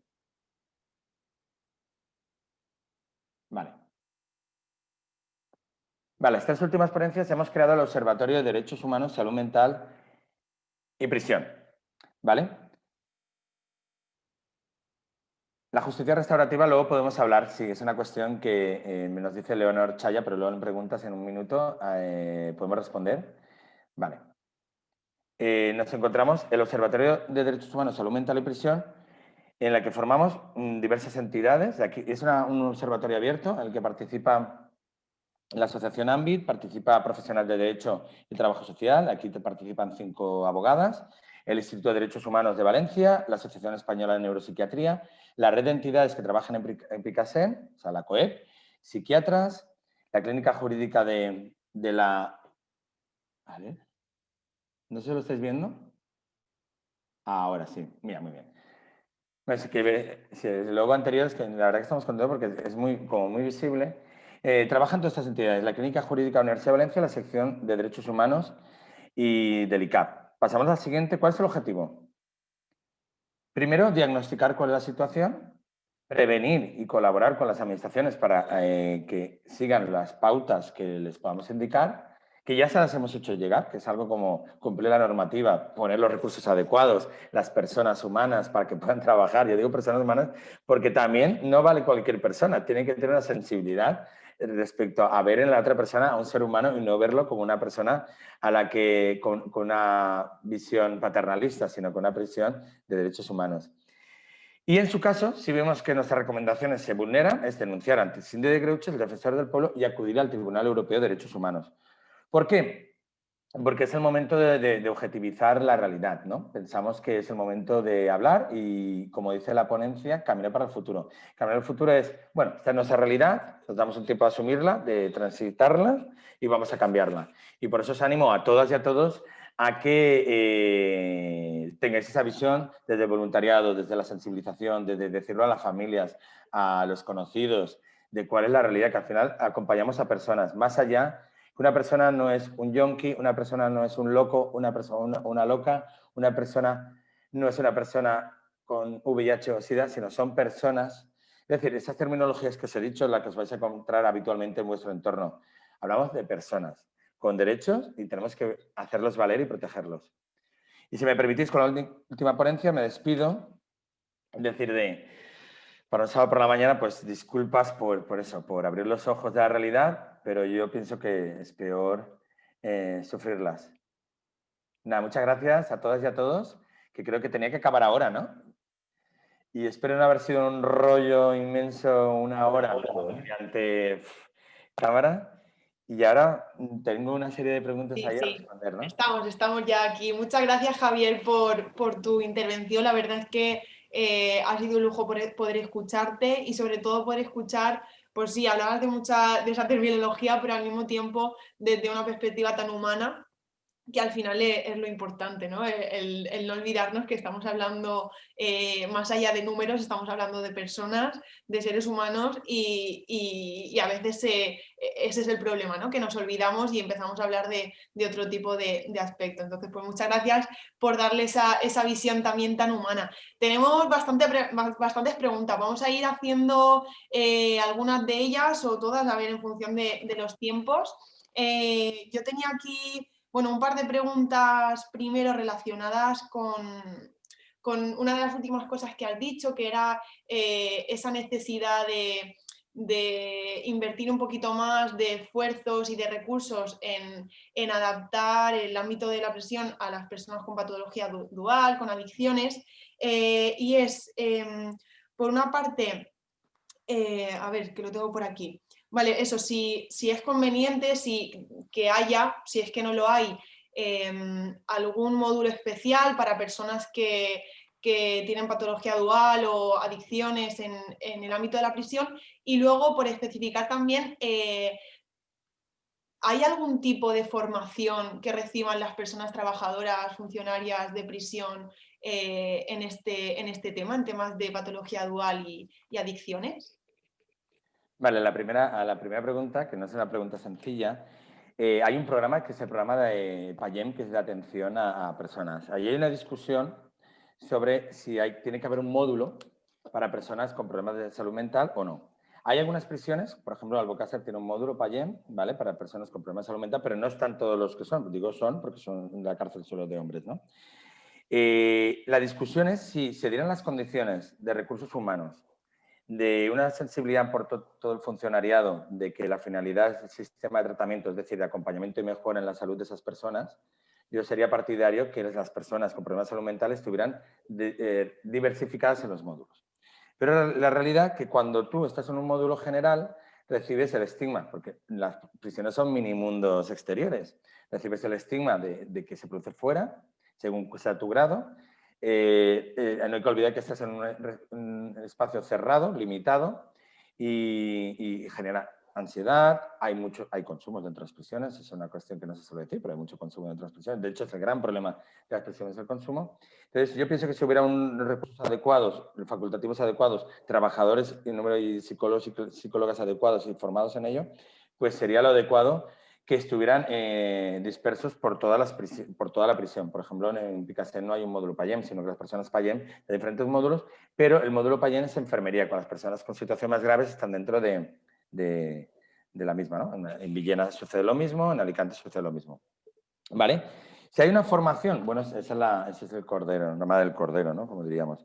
Es que un funcionario es como un funcionario de correos o un funcionario de administración general del Estado. Entonces, sacas tu plaza, habría que revisar si hay un módulo de salud mental dentro del acceso a la función pública, si igual que deberían haber módulos en diversidad funcional, módulos en diversidad en sexualidad y demás, debería haber una formación en diversidad social, como dice una compañera mía. No, hay una formación que es voluntaria, que nosotros impartimos en ocasiones, pero es voluntaria para los funcionarios y funcionarias. No hay. Sí que hay una formación anual que se imparte, en cambio, a los responsables sí que la hay, ¿no? De materia de patología dual y adicciones. Pero no hay una formación como tal, continua, yo creo, reglada de manera correcta. Esas son las dos preguntas. Sí, pero vale. seguimos, tengo un montón. Sigue. Vale, seguimos con un poquito de datos que nos preguntaban. Por una parte, en algún momento creo que has hecho referencia que el 40% de las personas que hay en prisión con trastorno mental, tienen trastorno mental, entonces nos preguntaban si este trastorno se diagnostica antes o después de entrar en prisión. Y te hago otra más, y así, por no estar yo tanto interviniendo, también relacionada con datos, que no sé si lo sabrán. Nos preguntan sobre el porcentaje de mujeres en prisión con trastornos mentales. Vale. La siguiente ya me había llegado. Vale.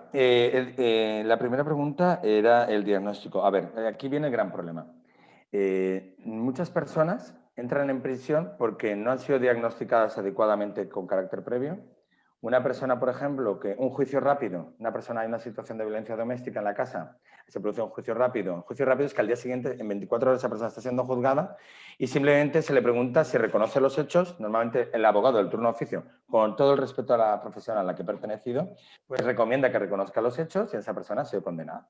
No tiene mayor trascendencia, ¿no? Pero sí que abre la puerta a que si comete otra cuestión pueda entrar dentro. Por lo tanto, ahí no se ha valorado su diagnóstico. Hay muchos problemas de salud mental sobrevenido por el consumo, que puede ser una situación traumática, entrar en prisión y que explote la situación ahí. El problema que tenemos ahí, ¿cómo se diagnostica? Si no entran psiquiatras dentro de prisión, ¿cómo se hace eso, no? Ahora mismo nosotros estamos implementando desde nuestra ONG, pero poco a poco, es auxilio en materia de psiquiatría. Es decir, ahora tenemos 2 personas que un familiar, una ONG, nos ha pedido, por favor, que pongamos en contacto con un psiquiatra para que pueda entrar dentro de la prisión de Albocácer, que eso tampoco la gente lo sabe. Si algún familiar cree que su familiar que está dentro de prisión tiene algún problema de salud mental, puede pedirlo, puede solicitar que un psiquiatra externo fuera de prisión entre para ser diagnosticado. Claro, eso cuesta dinero. En este caso, nosotros estamos empezando a asumir esos costes para atender a estas personas. Otra cuestión, si una persona... Cuando una persona entra en preventivos, ¿qué es preventivos? Es que no he sido condenado, pero el juez decide que yo esté en la prisión. Un caso muy concreto, ¿no? No voy a decir nombre y apellidos, esto es real. Un chavalín que comete, no un delito, es denunciado porque comete lo que tipificadamente, si fuera condenado, no lleva aparejado una condena de prisión. Este chaval es en situación de brote, se altera, otra persona lo denuncia porque se ve acosado por una disputa, pero no hay ninguna agresión.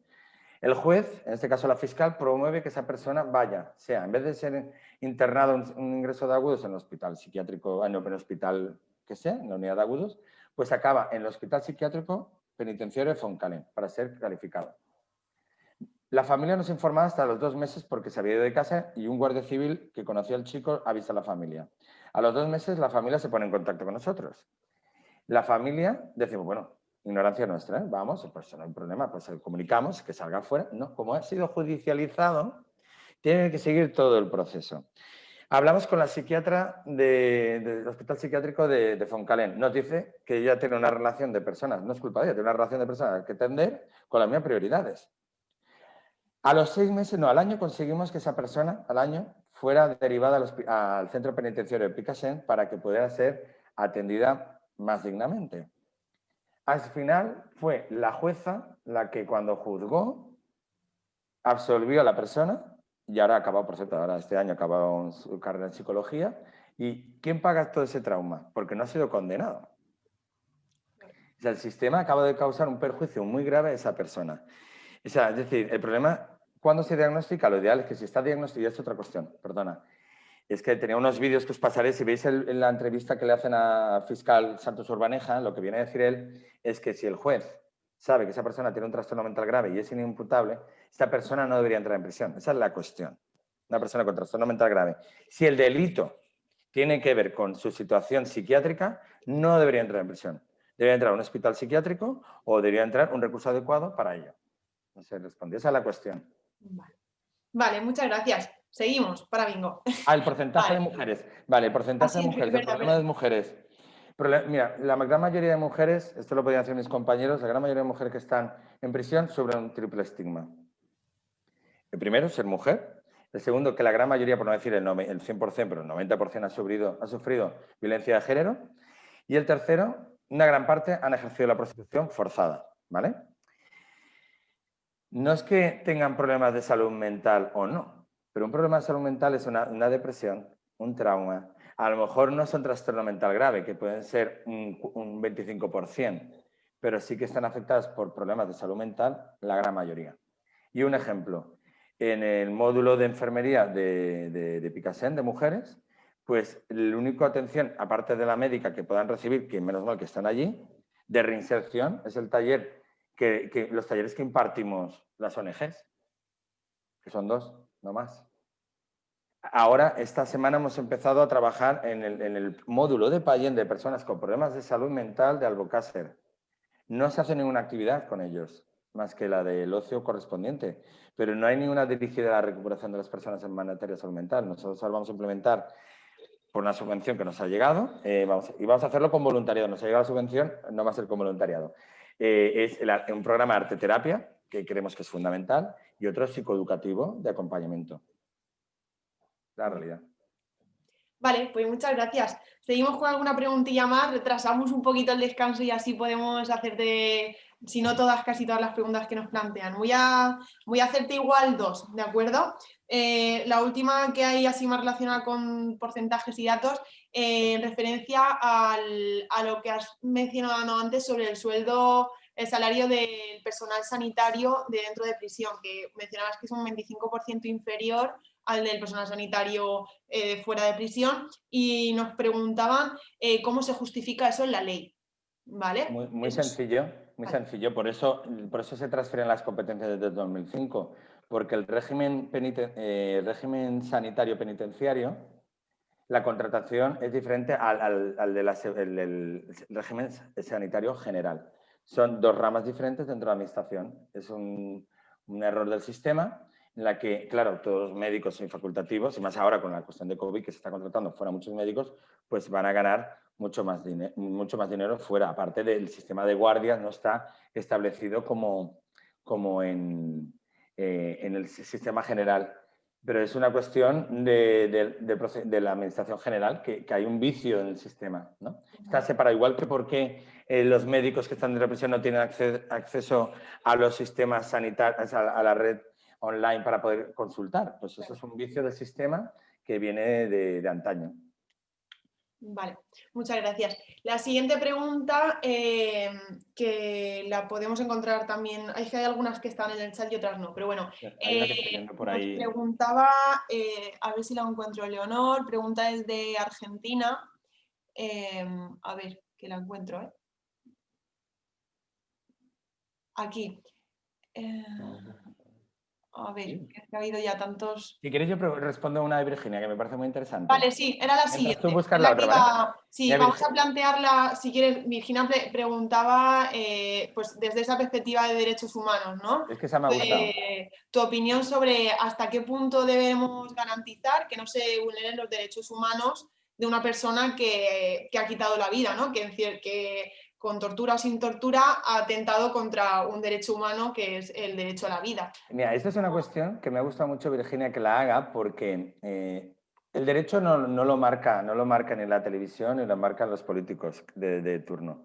Nosotros tenemos un marco, que es el de la Carta de Derechos Humanos, que establece una serie de cuestiones, ¿no? El derecho a la vida es inalienable a nadie. Nadie puede quitar la vida a otra persona. Partimos de esa base. Por lo tanto, ningún Estado es competente para quitar el derecho a la vida a nadie. Por lo tanto, lo digo porque a veces salen esos debates de cadena perpetua o cadena de muerte. Estados Unidos es el país que tiene aún cadena de muerte, es el país de más homicidios del mundo. Es decir, bueno, quitando El Salvador y tal, pero es el país con más homicidios del mundo por número de... Es decir, si hablamos es que los derechos son inalienables de la persona, ¿no? En el Estado español, la finalidad de la prisión es la reinserción. Nosotros tenemos casos, usuarios y usuarias, pues que han quitado la vida a otras personas. Y yo soy el primero que cuando yo soy una de las personas que entrevistan las prisiones y dan avales para que puedan venir en terceros grados, puedan venir a nuestros albergues, porque si no, no pueden salir de prisión, ¿no? Eso lo podemos explicar un poquito más largo otro día. La reinserción, si una persona está condenada a 25 años, 28, hay que ver las condiciones en las que se da ese homicidio.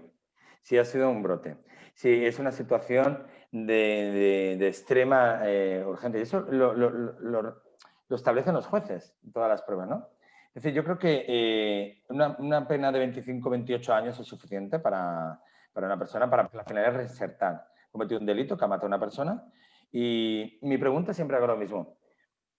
Yo, para mí, cargarte un sistema financiero bancario de un país en la que has producido recortes en sanidad, en la que mucha gente ha muerto por eso, porque no ha podido acceder a la sanidad, es menos grave que a lo mejor asesinar a una persona, porque tú puedes asesinar a una persona, pero ya tenemos un sistema que establece la medida. Hay que corregir a esa persona, hay que reeducar para que no vuelva a suceder. Por eso, aquí no hay que uno que quita la vida vamos a quitar, porque entonces el derecho existe para evitar que nos volvamos a la prehistoria, ¿no? Es decir, para que no nos matemos entre unos y otros. Y hay una pregunta de justicia restaurativa que me gusta mucho, pero bueno, seguimos. Era justo esa, la que te iba a hacer. Así que puedes seguir con ella y ya pido disculpas porque yo creo que no nos va a dar tiempo a todas las preguntas si queremos seguir, pero bueno, dale con esa y ahora vamos concluyendo. Pues yo creo que el futuro de la justicia y de la reinserción pasa por la justicia restaurativa. Nosotros en nuestra entidad AMBIT no creemos en la prisión como un espacio pedagógico y de rehabilitación, por ejemplo. Es totalmente ineficiente con la violencia de género y me voy a centrar con violencia de género, justamente. Yo pienso que una persona que entra en prisión cuando ha sido condenado 2, 3, 4, 5 años, violencia de género hablo, no hablo de un asesinato o no. Y esa persona, si no se la ha tratado, no se la ha formado, desformado y quitado ese machismo que le ha llevado a todo eso, sale con más fuerza y más virulencia para atacar a la persona demandante. Ahí la justicia restaurativa, que Julián Ríos es un líder en eso, que lo ha hecho con víctimas del terrorismo. El derecho penal, el Código Penal, no rompe, por así decirlo, el vínculo entre la víctima y el victimario. Cuando la víctima se siente, o el familiar de la víctima, enfrente del victimario, que es el que ha cometido el delito, y le pone cara a cara, y eso hay un proceso, con psicólogos y psicólogas, hay un proceso ahí que trabajar, se rompe el vínculo y la otra persona, hasta que no entienda que lo que ha hecho, lo ha hecho mal. Eso es lo que pretende la justicia restaurativa, porque sana el alma, por así decirlo, interna de la persona, de la víctima o del familiar, y la otra persona le remueve para que tome conciencia, no solo me han caído 3, 4, 5 años, no, que tome conciencia del mal que ha causado y que eso no puede pasar, ¿no? Yo creo que al final la justicia restaurativa que se aplica en muchos países, ya no hablo de memoria histórica, que es de otra cuestión, que también que en España no hemos hecho ese ejercicio. Es decir, es fundamental. Yo creo que, mira, justamente nosotros nos han concedido una subvención en esa materia europea de un proyecto con 5 países más, que invitamos a todas las ONGs que participáis a sumaros a este proyecto, que empezará el año que viene, pero es fundamental. La justicia restaurativa es la que rompe el vínculo y libera a la víctima, porque si no, la víctima siempre está conectada con el victimario, o sea, con el que ha cometido o la que ha cometido el delito. Muy bien, pues muchas gracias. Vamos, me sabe fatal, pero es que tenemos que ir respetando los tiempos porque tenemos muchos momentos todavía por venir. Entonces tenemos que concluir esta primera parte. Sí que es cierto que, bueno, como seguimos, el chat sigue abierto. No sé, Javier, si hay alguna pregunta que crees que se ha hecho por el chat y que te gustaría responder, pues si quieres puedes quedarte ahora un poco por escrito y puedes dar esa respuesta. Y vamos a daros, pues eso, unos 10 minutos de descanso para levantarnos, estirar las piernas y que nosotras desde aquí vayamos preparando las 2 siguientes intervenciones que van a ser esas experiencias de voluntariado. ¿De acuerdo? Nos vemos, como bien podéis ver en el chat, hay 35 para continuar. Os recuerdo que para poder ver bien la asistencia final que ha tenido la jornada, vamos a pasaros un enlace en el que si podéis inscribiros os lo agradeceremos, y si queréis certificado, que será solo si habéis participado en la jornada de forma íntegra, lo marcáis ahí y al finalizar la jornada en el formulario que os aparecerá. Y poco más. Muchísimas gracias de nuevo, Javier, por tu intervención, por la respuesta a todas las preguntas, por tu disponibilidad y sobre todo pues eso, por esa parte y esa visión tan humana y tan de derechos que tan importante es. Yo me quedo con esa frase que es la que has terminado, de que sin justicia social no hay justicia. Así que pues bueno, cada uno y cada una tenemos que, desde nuestro rol en la sociedad, ir caminando en esa dirección. Muchas gracias, Javier, y nada, seguimos, ¿no? Muchas gracias a todas, porque la verdad que son retos. Es mi primera ponencia online y espero que no haya sido muy rollante. No, yo ya he hablado muy rápido y agradeceros a todos y a todos. Lo más importante es que cada uno vaya sensibilizando y difundiendo estos mensajes y todos los que se produzcan esta jornada. Muchas gracias. Estupendo, pues muchas gracias. Lo dicho, nos vemos en 10 minutillos para continuar.